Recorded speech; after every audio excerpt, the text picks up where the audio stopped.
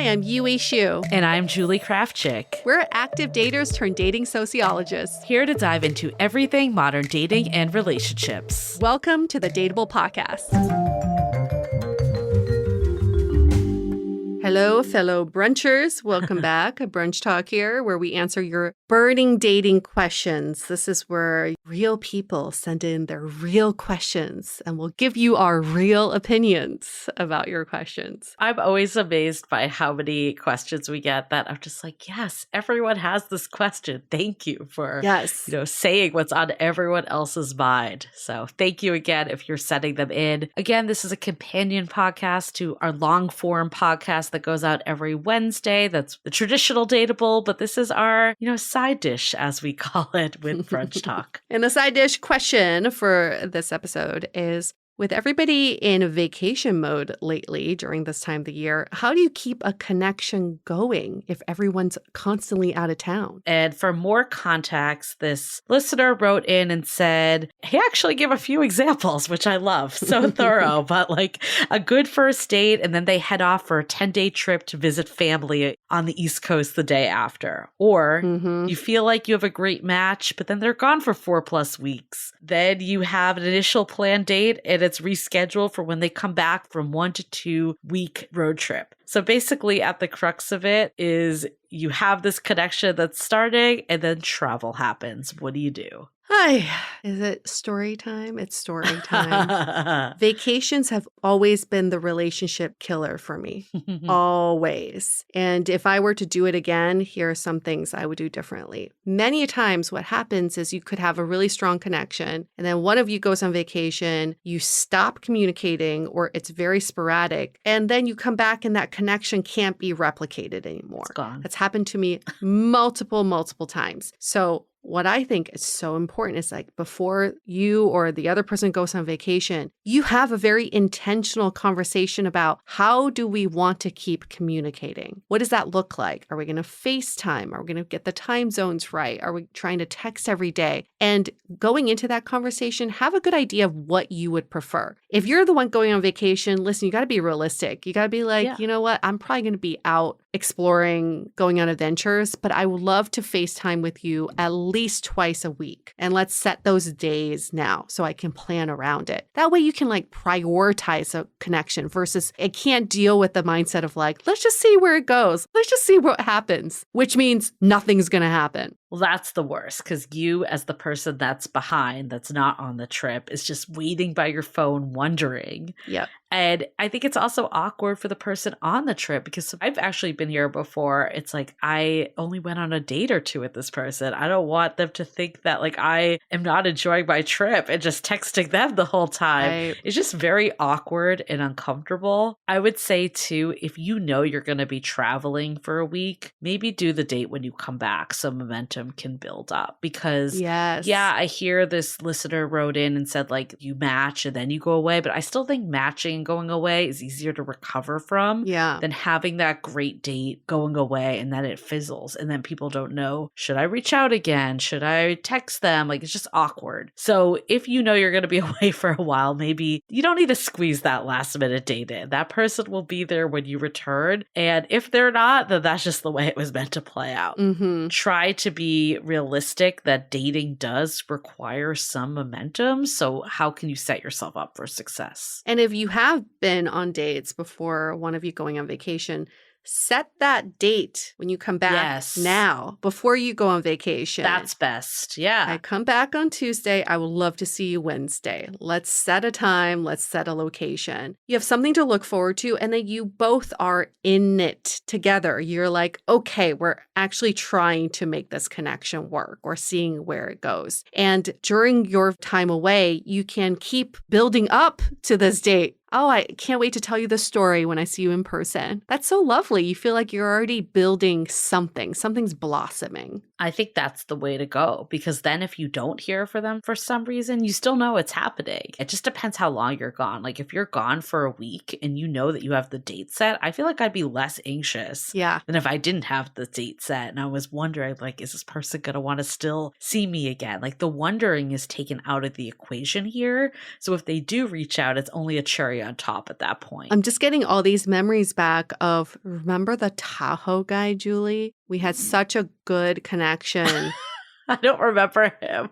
I feel like you had so many people that either you left or they left and it just died. I don't even remember who the Tahoe guy is. The guy that I had such a strong connection with, and he missed our date because he was coming back from Tahoe and there was a lot of traffic. That guy. Yes. Still made it work eventually. So I went to Europe for 2 weeks. And before that, we had this hot and sexy night together. Just great date. He's like talking about moving to Colorado. And I'm like, yeah, I'll move to Colorado with you. One of those stupid nights where you're just like, I'm going to fall in love with this guy. As soon as I got to Europe, all the communication kind of just paused, just one word answers from him. And when I came back, just zip, zilch, nothing. And later I put the pieces together. And the day I left for vacation was when he met his now wife. He went to this event. She was there. And they must have had an even stronger connection. And I was no longer part of that dream of moving to Colorado. They do live in Colorado now together. So the point of this is also don't set such high expectations either.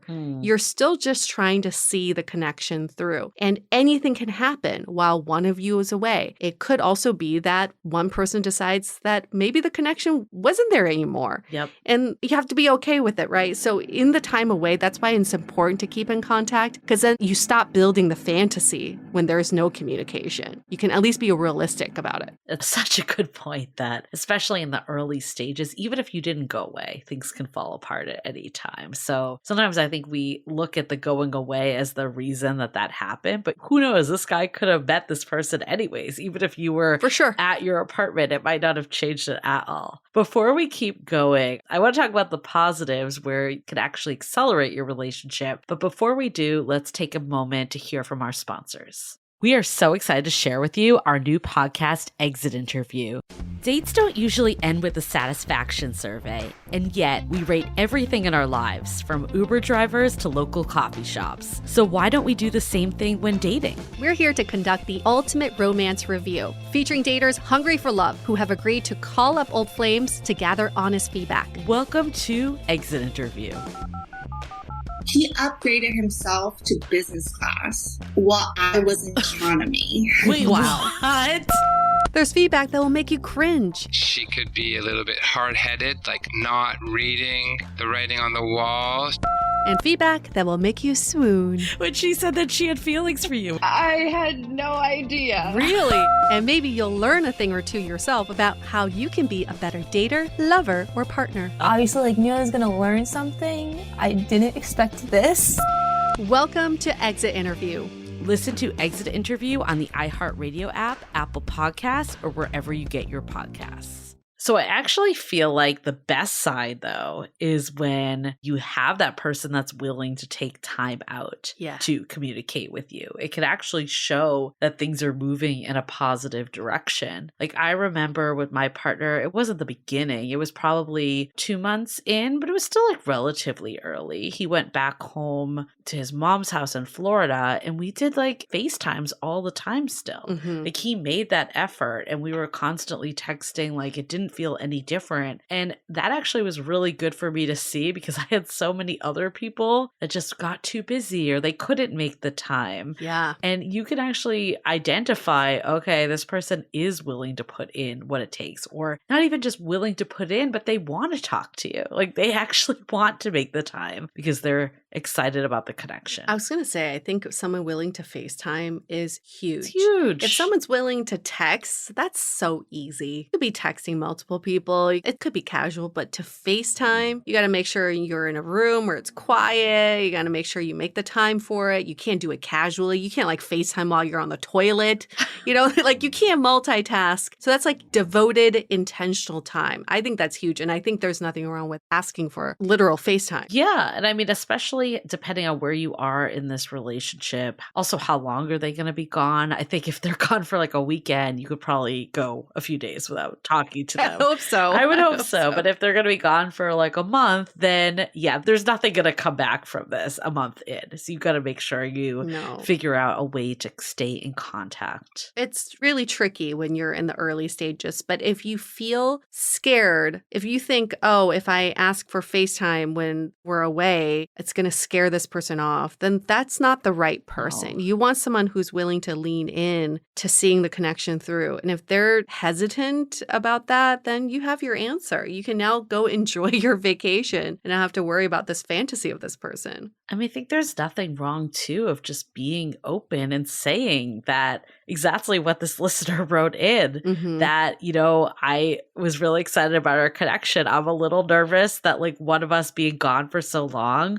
just the way modern dating is and how fickle it can be, I'm a little nervous that, you know, it's just going to evaporate. What are your take on communicating during vacation? Just open the conversation up. It's not finger pointing to this person. It's just knowing the reality that in this early stage, when it's so fragile, then you can just be open about it and approach it as a team, like not having this mystery of how one person wants to be communicated with and how the other person interprets it. I think so many of the reasons why there is this anxiety and anguish and expectations that are out of whack is just because we don't communicate ever. No. And if you think about it, if you're in a relationship with someone and they go on vacation, wouldn't you want to be sharing during that time? You would be sending photos. You would be sharing what you did that day. So why wouldn't you want to emulate that in the beginning of a blossoming connection? Why would you feel hesitant to do that? Because that's like the whole point, is you want to find someone to share your life with. Well, I think people think it's too much. Like they're asking for too much because they barely know the person. And it's kind of like similar to like stating your needs early on. You could look at this as a way to see how this person could be a good partner to you. If this kind of curveball of them going away, if you had this connection, instead of looking at it as a detractor, look at it as an opportunity to get more data and line of sight into how this person operates. Do they leave you in the dark? Do they communicate what's going on for them? Even if they can't talk 24/7 on their vacation, which is understandable, them just saying like sending a text in the morning or even saying like, I'm going to be on a hike all day. Like at least they're like keeping you in the loop versus just making you sweat it out. Yeah, I really hate that. I really hate that feeling of like, are they going to text me today? Where are they in their trip? Are they having a good time? It's so much better to just keep people updated. I love receiving a text of like, I'm probably going to be out of pocket for the next 2 days, but thinking about you and I'll text you once I get a signal back or something. That's great. You're setting my expectations right. I don't want to be making up stories about you just because I haven't heard from you. I think that honestly is what it is for me too. It's like I didn't need to be talking to the person I'm dating 24/7 when I first met them. It's just you don't want that anxiety of did they forget about me? Have they moved on or whatever it is? You just want to feel like you're on the same page with someone. Right. Yeah. Shouldn't be that hard, but it is hard for people. It's not too much to ask for. I think you just need to set the expectations, have a plan that works for the two of you given whatever is going on with the travel. And really, your time apart is very telling of your relationship. Oh, yeah. Right? The time you do not spend together says more about your relationship than the time you do spend together. So absolutely be open, observe those behaviors, observe your own feelings. How do you feel when you're away from this person?